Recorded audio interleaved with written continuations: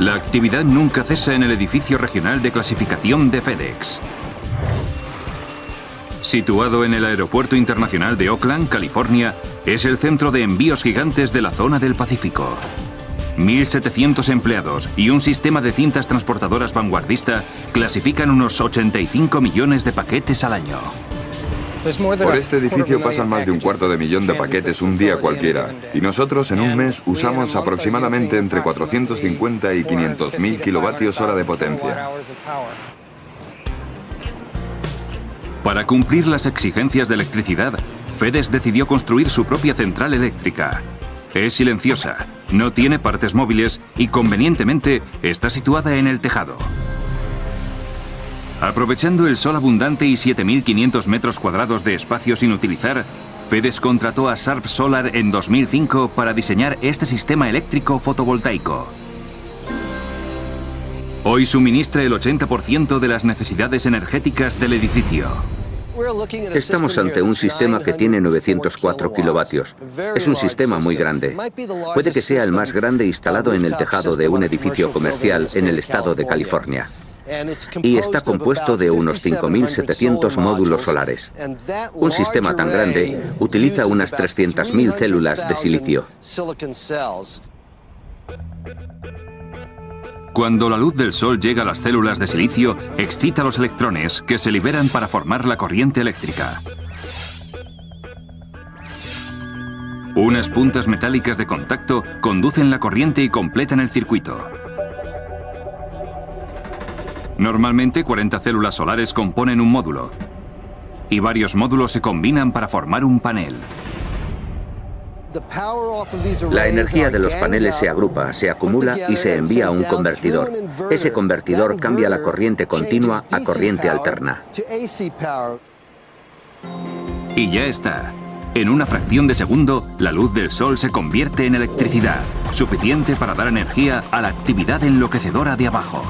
Puede encender la bombilla de un escritorio o podría abastecer a todo el sistema de clasificación. Uno de los mayores beneficios de la energía solar para aplicaciones comerciales es que el sistema normalmente produce su mayor cantidad de potencia cuando el precio de alimentación de los aparatos es más alto, que es a mediodía. Cuando el sistema produce más energía de la que el edificio está utilizando, la energía vuelve a la red y en realidad hace retroceder el contador. El sistema no necesita prácticamente ningún mantenimiento. Estamos encantados con eso, y es solo otra forma de que FedEx pueda reducir su huella medioambiental y aún así siga ofreciéndole un gran servicio a la clientela. ¿Qué clase de beneficio medioambiental puede brindar un tejado? A lo largo de su vida garantizada de 25 años, este compensará 10.800 toneladas de dióxido de carbono. Eso es el equivalente a sacar 1.200 coches de la circulación. En una economía abrumada por el coste de un petróleo y un gas natural cada vez más escasos, y un planeta que ya siente el impacto de un cambio climático derivado de los combustibles fósiles, la revolución tecnológica de nuestra era son las energías renovables. Yo diría bienvenidos al siglo XXI. Las cosas van a ser diferentes. La energía sostenible es algo por lo que nuestros hijos y el público en general se preocupan. Y las energías renovables tienen que formar parte de la solución. El sol, el viento, el agua, el calor geotérmico y la biomasa vegetal son básicamente recursos ilimitados. Y se ha demostrado que son tecnologías que funcionan aquí y ahora. El sol proporciona a la Tierra cantidades de energía inconmensurables. En una hora, la Tierra recibe más energía del sol que la que usa toda la raza humana en un año. Con la tecnología actual, unos paneles fotovoltaicos que cubrieran 26.000 kilómetros cuadrados, o cerca del 10% del área de Nevada, podrían proporcionar toda la electricidad que utiliza Estados Unidos. Aunque las células fotovoltaicas que convierten la luz del sol en electricidad no se descubrieron hasta el siglo XX, la térmica solar que controla el calor del sol es una práctica antigua. Quizá el primer uso de la tecnología térmica solar fueron las casas orientadas al sur. Las culturas antiguas, incluyendo a los indios Anasazi del suroeste americano, diseñaron sus construcciones con orientación sur para maximizar el calor del sol, que permanece bajo en el cielo sureño durante el invierno. En verano, cuando el sol está alto, la cara rocosa que se alzaba por encima de los edificios proporcionaba una refrescante sombra. Hoy en día sigue siendo un diseño común. Los griegos construyeron ciudades enteras disponiendo las calles de forma que las casas pudieran aprovecharse de la luz del sol durante el invierno, pero lo evitaran durante el verano. Los romanos fueron más allá y descubrieron que los cristales claros atrapaban el calor del sol. Así que cubrieron las ventanas con cristales. Las convirtieron en lo que los romanos llamaron heliocomini, que significa hornos solares. 2 milenios más tarde nació el equivalente a esa tecnología en el siglo XIX, el calentador de agua solar de techo, que atrapa los rayos del sol en un colector de cristal y rápidamente calienta el agua que hay en las tuberías de cristal aisladas. A principios del siglo XX, el 30% de los hogares de Pasadena, California, usaban calentadores de agua solares. Hoy en día se usa el mismo concepto para proporcionar agua caliente a millones de personas de forma económica, hasta en climas fríos y nubosos. En casi todos los hogares, el mayor gasto de gas natural se produce al calentar el agua. Y utilizar el sol para eso es mucho más barato. La energía térmica solar también puede producir electricidad de forma económica. Las centrales eléctricas solares gigantes, como esta del desierto de Mojave en California, no utilizan paneles fotovoltaicos para convertir la luz en electricidad. En su lugar, unos espejos dirigen los rayos del sol a un fino tubo absorbente que pasa por el punto focal del espejo. Dentro del tubo hay un aceite sintético que se expande con el calor intenso. Como a unos 1000 grados centígrados. Un consejo: no ponga nunca la mano en el foco de un espejo concentrador, porque le haría instantáneamente un agujero en la mano. El aceite supercalentado convierte el agua en vapor, que mueve las turbinas. El aceite entonces vuelve a fluir por el circuito cerrado. En zonas secas y calurosas, las centrales térmicas solares generan muchos megavatios a un precio más bajo que la típica red energética. De hecho, las centrales térmicas solares que ocuparan ese mismo 10% de Nevada también podrían cubrir las necesidades eléctricas de Estados Unidos.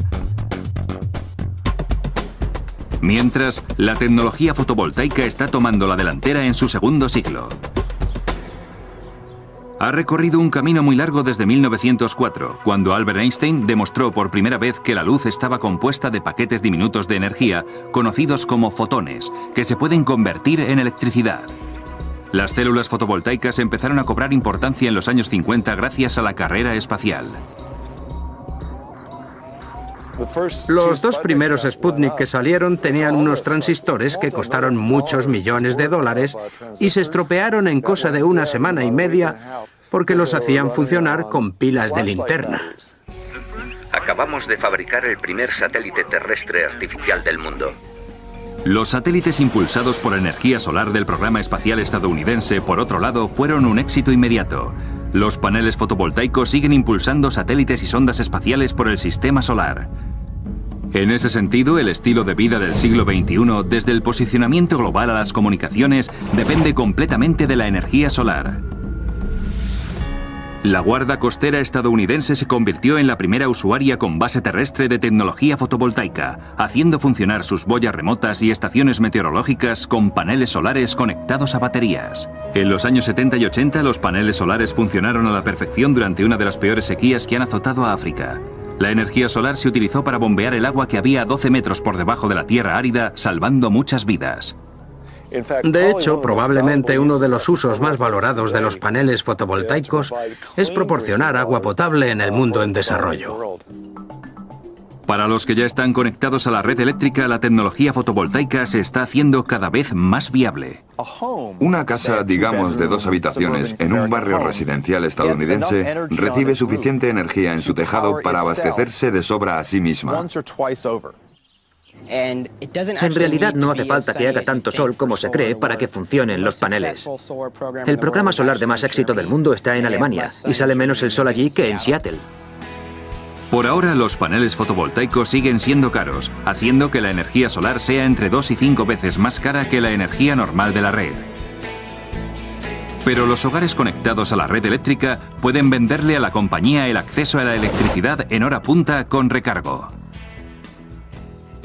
Los sistemas se pagan solos. Se podría recuperar la inversión en solo 4 o 5 años. Y en general, para los sistemas residenciales, hablamos de 10, 12 años. Eso sin contar algunos de los otros beneficios, como por ejemplo la protección ante las subidas de las tarifas eléctricas o el aumento del valor de la propiedad. Hasta ahora, el coste principal de las células solares ha sido el silicio ultrapuro necesario para la reacción fotovoltaica. Pero más de una empresa quiere cambiar eso. La industria de la tecnología fotovoltaica se basa principalmente en láminas de silicio para fabricar células solares de gran eficacia, pero son muy caras. La tecnología nanosolar utiliza películas muy delgadas de material fotovoltaico en vez de esas láminas tan caras. Más que silicio nanosolar de Palo Alto, California, utiliza una mezcla de elementos semiconductores. Usamos cobre, indio, galio, azufre y selenio. Como eso es muy largo, lo abreviamos diciendo CIGAS o CIGAS. La belleza del material está en que absorbe la luz del sol muy rápidamente y se pueden hacer capas muy finas. Es tan fina que el material absorbente se fabrica a escala nanométrica y luego se imprime literalmente sobre un sustrato de aluminio como si fuera tinta fotovoltaica. En esta máquina experimental, el aluminio se mueve muy despacio, pero se puede hacer que esta máquina funcione a decenas o incluso cientos de metros por minuto. Y por eso, estas máquinas relativamente baratas se pueden usar para hacer una enorme cantidad de células fotovoltaicas de bajo coste. Los paneles solares de película fina, así como sus contrarios de silicio, se pueden fabricar directamente sobre la superficie de los edificios, como en los tejados, en los cristales de las ventanas o en un futuro próximo en la pintura. Las llamadas células fotovoltaicas integradas en edificios reducirán el precio de la energía solar aún más. No estás comprando los paneles y la infraestructura por separado, lo compras todo de una vez. Mi laboratorio ha estado observando previsiones de obtención del 20 al 25% de la energía total del sol, fabricando ese material ubicuo que se puede poner en cualquier parte. El calor del sol también da lugar a una fuerza invisible y poderosa conocida como viento. En el futuro de la energía, el viento es una fuerza que hay que tener en cuenta.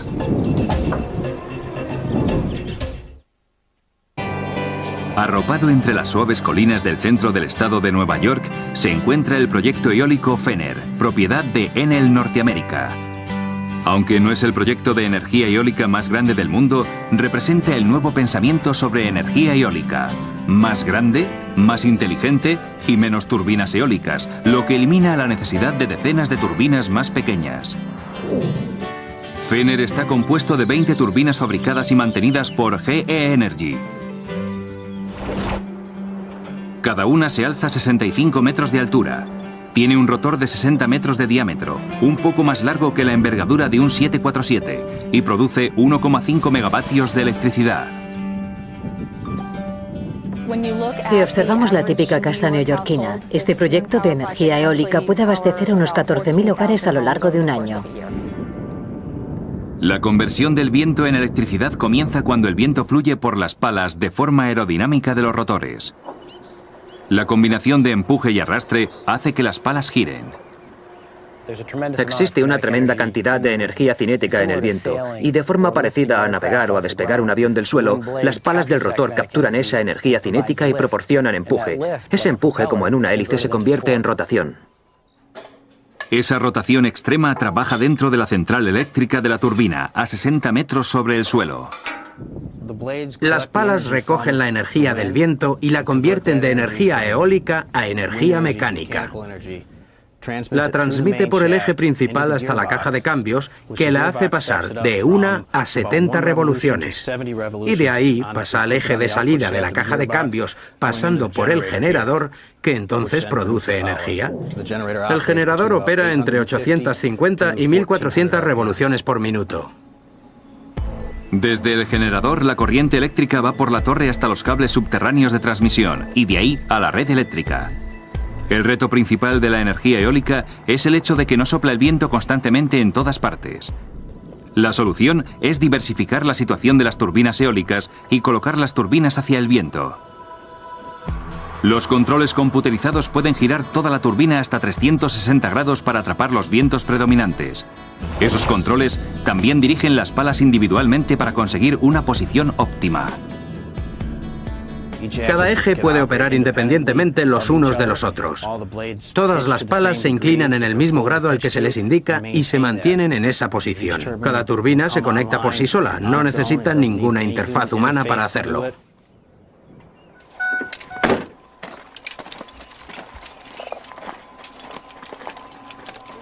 Se necesitan técnicos para llevar a cabo el mantenimiento de las turbinas. Y para cambiar alguna bombilla de vez en cuando. Los que tengan vértigo, que se abstengan. Tengo la suerte de tener posiblemente la oficina con las mejores vistas del condado de Madison. Si te asomas desde arriba, la vista es absolutamente increíble. A los grupos de turbinas eólicas se les suele llamar campos eólicos, y en el caso de Fenner, realmente es un campo. La tierra pertenece a agricultores de la zona como Donna Griffin. Para los propietarios de las tierras, pasarse a lo ecológico ha sido una buena forma de ganarse un dinero. Tenemos un contrato de usufructo con ellos, por el que pagan por la producción de cada turbina. Es solo una cosecha más que recoger. Es mucho más fácil de recolectar que otras cosechas. El viento es gratis. Siempre que las turbinas giren, sabemos que nos van a pagar. Desde Nueva York a Dakota del Norte, las tierras de cultivo y desérticas estadounidenses se están convirtiendo en centrales eléctricas movidas por el viento. Estados Unidos tiene algunos de los mejores recursos eólicos del planeta. Para que se hagan una idea, Dakota del Norte y del Sur, en teoría, tienen suficiente viento para abastecer de energía a todo el país. El reto es aprovecharlo, la transmisión y la distribución. Pero si observamos el centro del país, los recursos eólicos son tremendos. Si nos fijamos en las líneas costeras, los recursos eólicos son enormes. La agricultura y la energía eólica tienen una larga historia común. De hecho, fue en la agricultura donde la energía eólica tuvo sus mayores avances. Los famosos molinos holandeses utilizados desde 1390 vieron muchas innovaciones a lo largo de los siglos, incluyendo bordes anteriores aerodinámicos en la punta de las palas, ligeras y de madera, que aumentó drásticamente el arte del empuje aerodinámico. Estas dinamos preindustriales se utilizaban principalmente para el drenaje y para moler el grano para hacer harinas. A finales del siglo XIX y principios del XX, los molinos pequeños de las tierras de cultivo estadounidenses fueron los primeros en emplear unas palas ligeras de acero, que producían una rotación significativa hasta con poco viento. Algunas de esas máquinas fueron las primeras en convertir el viento en electricidad. En el último siglo se han instalado muchos molinos de viento en el oeste de California para hacer funcionar bombas de agua para la agricultura y para el ganado. Así que en realidad pusimos en marcha gran parte del país con energía alternativa. Era lo normal entonces, pero luego se dejaron de utilizar cuando el precio del petróleo y los combustibles fósiles bajó tanto. La nueva era de la tecnología eólica empezó a principios de los años 80, cuando Thon Systems comenzó a colocar turbinas de 50 kilovatios, diminutas comparadas con las de hoy, en las colinas de Tehachapi, California. Durante los 80 pasamos de 50 a 60 kilovatios a los 200 kilovatios a finales de la década. Durante los años 90 las turbinas eran de unos 550 kilovatios y luego pasamos a los 750. Y entonces, a finales de la década, ya habíamos pasado a 1,5 megavatios. La empresa también fabricó turbinas de velocidad variable que permitían a los rotores acelerar y generar energía adicional durante las ráfagas de viento más violentas. Avances como ese, junto a los controles computerizados más inteligentes y diseños para rotores más ligeros, baratos y aerodinámicos, han hecho que el coste de la energía eólica sea tan competitivo como el del gas natural o incluso el del carbón. La energía eólica está experimentando un crecimiento exponencial. Varios países europeos obtendrán dentro de poco el 20% más de su electricidad del viento.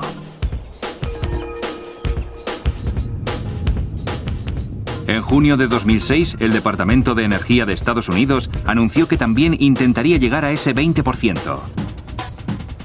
Ahora mismo, la cifra se encuentra en menos de un 1%.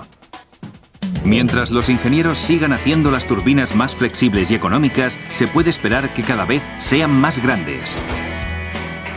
Como siempre, cuanto más grande sea el rotor, más energía se podrá capturar. Algunas de las turbinas más grandes están haciendo su agosto en el océano. Ya hay planes para que las turbinas más grandes, de más de 5 o 6 megavatios, se pongan cerca de la costa, mar adentro. Vemos muchas oportunidades técnicas para seguir avanzando en la tecnología eólica, incluso más de a donde hemos llegado ya. Estamos haciendo progresos. Somos el futuro. Estamos reduciendo nuestra dependencia del petróleo y estamos intentando salvar el medio ambiente al mismo tiempo. Es un extra. Es una tecnología viable. Es económica. Es fiable. Bueno, ¿qué más necesitamos saber? El viento es ciertamente una tecnología fresca, pero esta también. La energía geotérmica es lo bastante caliente para abastecer a un país pequeño.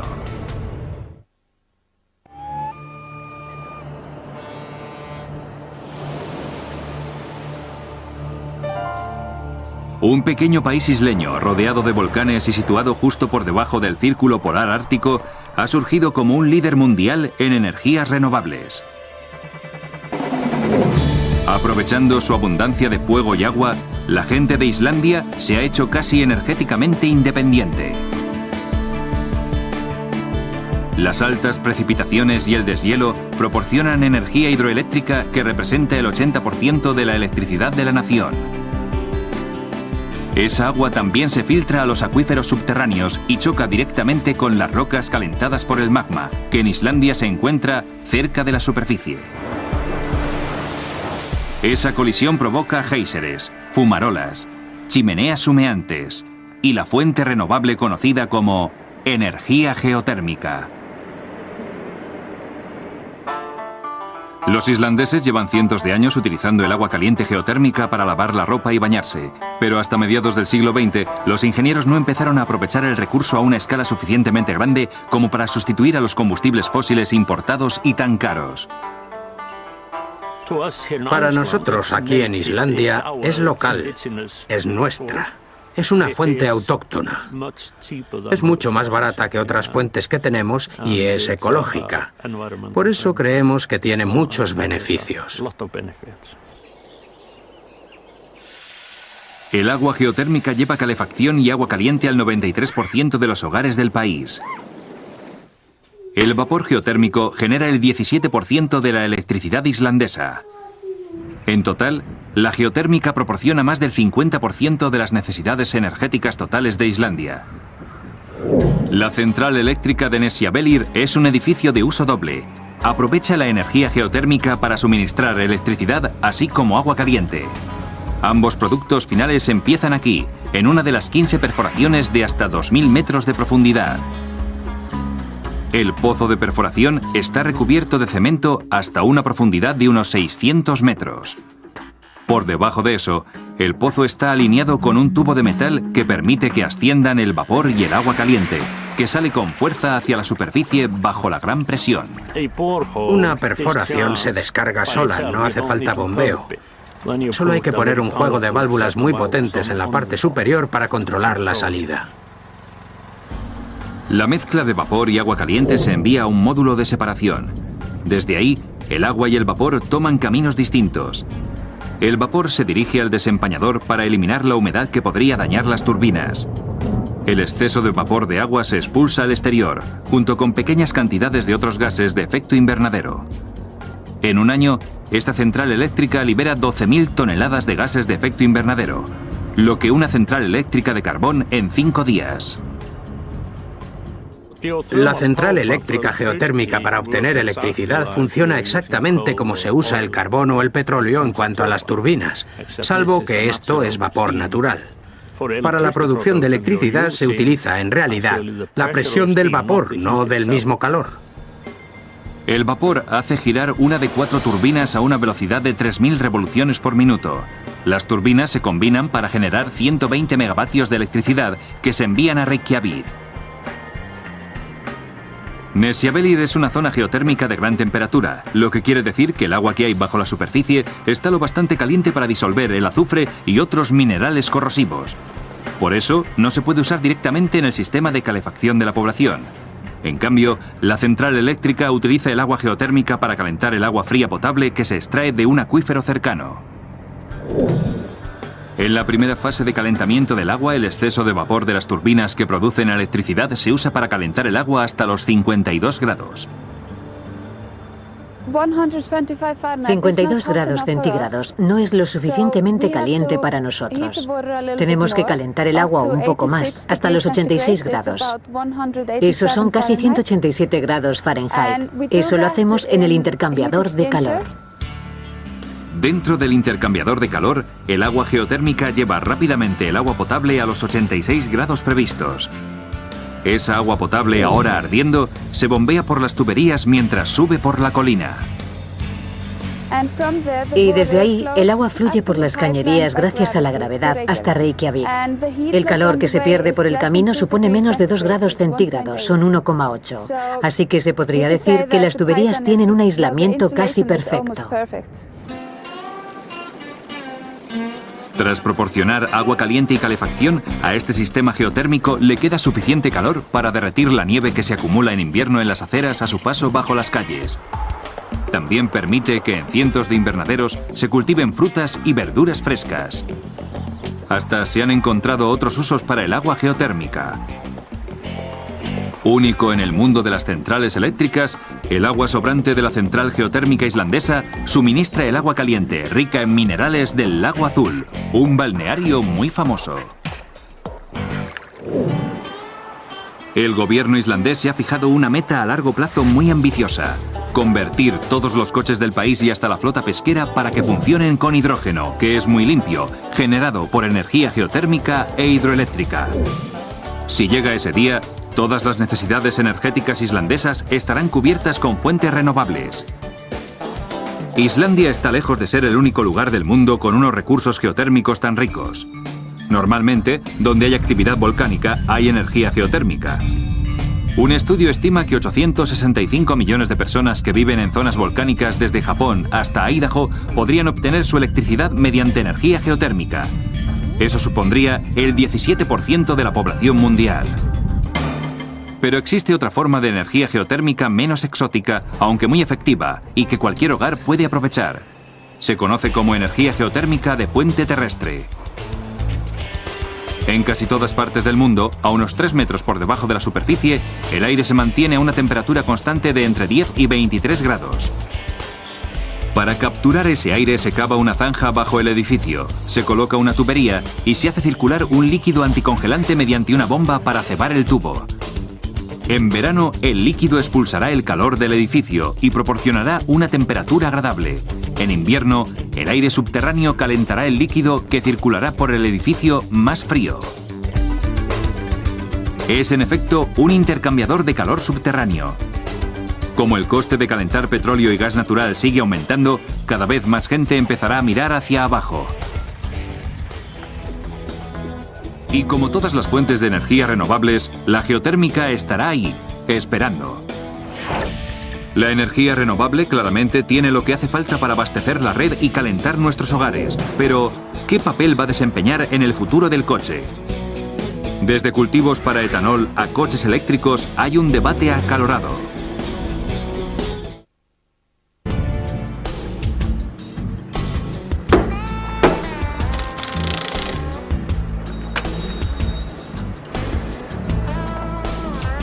A simple vista es un taller mecánico típico, pero Biocombustibles Lovecraft en Los Ángeles no tiene nada de típico. Dales 3 horas y unos pocos cientos de dólares y convertirán tu coche diésel para que funcione con aceite vegetal 100% estadounidense. Y también pueden funcionar con biodiesel, aceite mineral, queroseno, fluido de transmisión, aceite de motor. No es que nadie quiera que funcionen con nada de eso, pero pueden hacerlo después de la conversión. El petróleo, que supone el 30% del uso energético mundial, cada vez es más escaso, así que no resulta sorprendente ver a clientes haciendo cola para cambiar a otro tipo de combustible, uno que sea renovable. Para muchos diésel, el proceso de conversión solamente requiere añadir un filtro especial y un intercambiador de calor que utiliza un líquido refrigerante que el motor calienta para que el aceite vegetal alcance la temperatura adecuada. Y si consigues ese equilibrio, el motor funcionará a la perfección. Hasta el coche funcionará mejor que con diésel.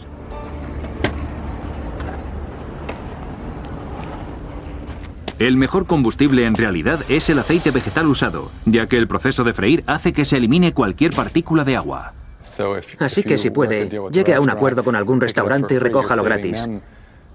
Les estará ahorrando una fortuna a ellos y a usted también. Sería porque el restaurante se ahorraría lo que tiene que pagar por deshacerse del aceite y el conductor tendría combustible gratis. Por supuesto, el aceite vegetal nuevo funciona igual de bien. El de semilla de algodón parece funcionar mejor, pero el aceite de soja es más fácil de encontrar. Funciona estupendamente y es el más barato. Así que abogamos por el aceite de soja. Podría sacar de apuros a los agricultores, mantendría el dinero dentro del país y ya existe la infraestructura necesaria. Mientras la idea de hacer funcionar un coche con aceite de cocinar podría provocar algunas risas, el combustible de aceite vegetal forma parte de la solución a un problema serio y mortal. Casi el 20% de los gases de efecto invernadero que provocan el calentamiento global sale directamente de los vehículos. Además de ser renovables, los biocombustibles de aceite vegetal para biodiesel y para etanol tienen al menos dos beneficios medioambientales frente a la gasolina.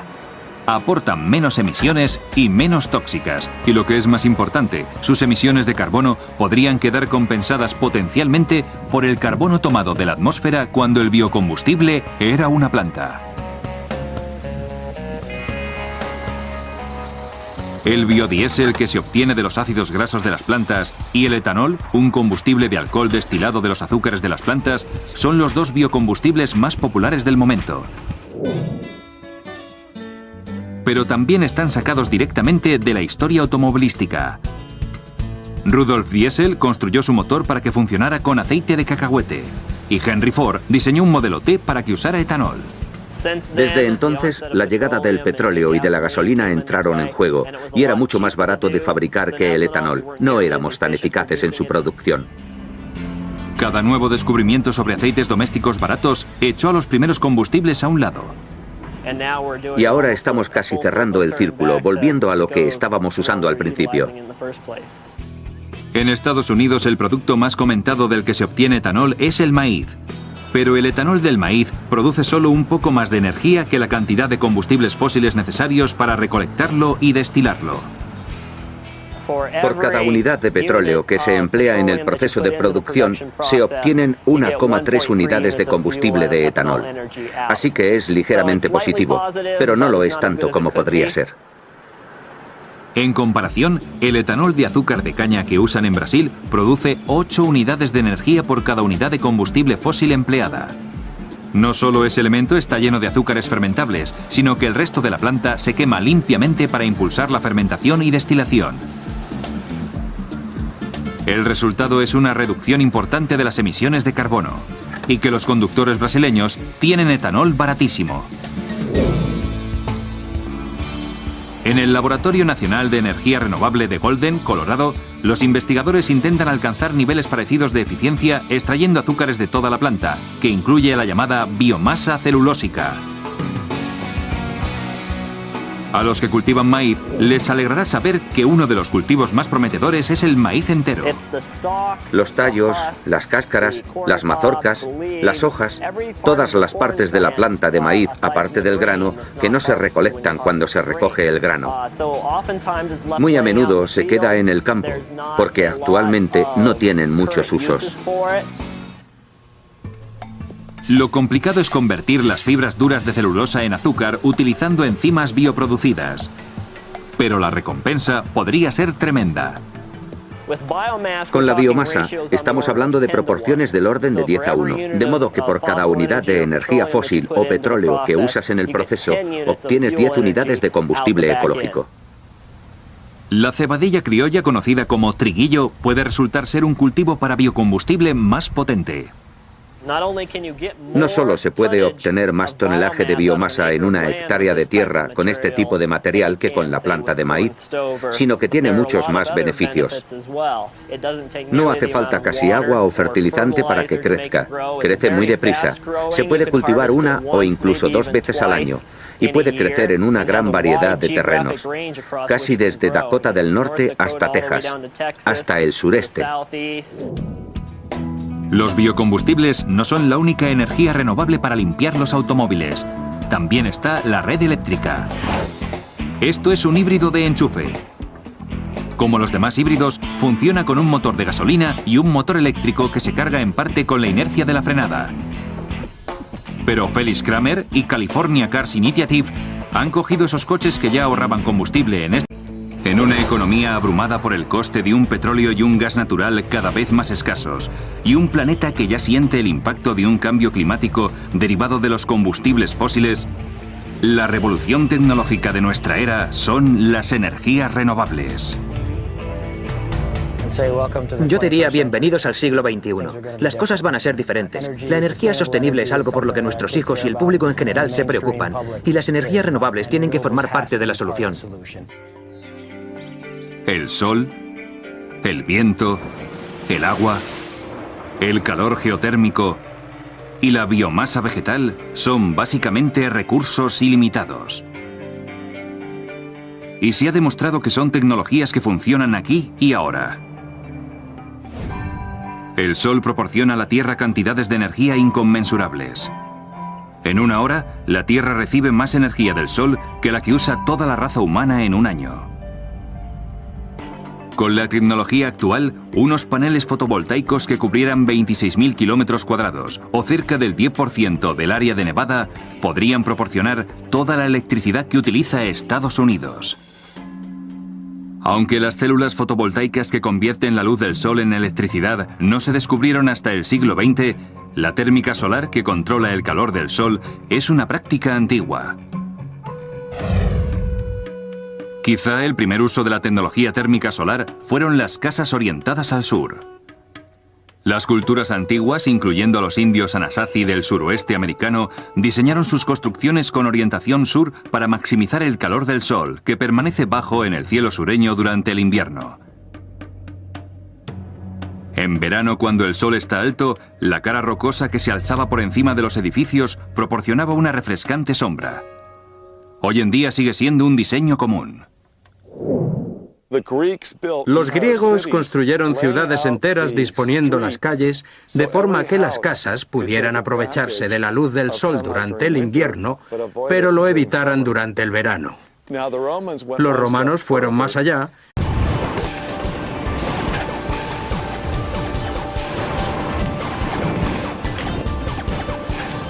La actividad nunca cesa en el edificio regional de clasificación de FedEx. Situado en el Aeropuerto Internacional de Oakland, California, es el centro de envíos gigantes de la zona del Pacífico. 1.700 empleados y un sistema de cintas transportadoras vanguardista clasifican unos 85 millones de paquetes al año.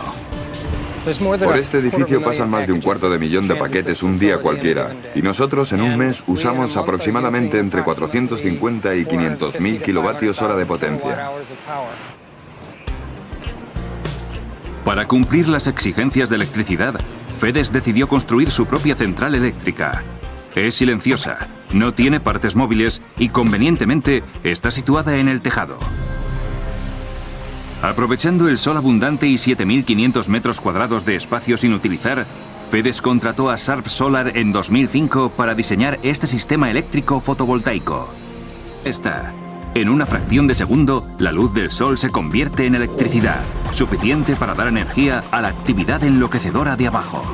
Puede encender la bombilla de un escritorio o podría abastecer a todo el sistema de clasificación. Uno de los mayores beneficios de la energía solar para aplicaciones comerciales es que el sistema normalmente produce su mayor cantidad de potencia cuando el precio de alimentación de los aparatos es más alto, que es a mediodía. Cuando el sistema produce más energía de la que el edificio está utilizando, la energía vuelve a la red y en realidad hace retroceder el contador. El sistema no necesita prácticamente ningún mantenimiento. Estamos encantados con eso. Y es solo otra forma de que FedEx pueda reducir su huella medioambiental y aún así siga ofreciéndole un gran servicio a la clientela. ¿Qué clase de beneficio medioambiental puede brindar un tejado? A lo largo de su vida garantizada de 25 años, este compensará 10.800 toneladas de dióxido de carbono. Eso es el equivalente a sacar 1.200 coches de la circulación.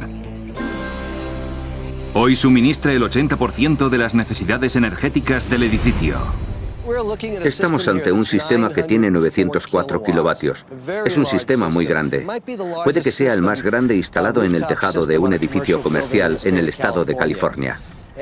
Y está compuesto de unos 5.700 módulos solares. Un sistema tan grande utiliza unas 300.000 células de silicio. Cuando la luz del sol llega a las células de silicio, excita los electrones que se liberan para formar la corriente eléctrica. Unas puntas metálicas de contacto conducen la corriente y completan el circuito. Normalmente 40 células solares componen un módulo y varios módulos se combinan para formar un panel. La energía de los paneles se agrupa, se acumula y se envía a un convertidor. Ese convertidor cambia la corriente continua a corriente alterna. Y ya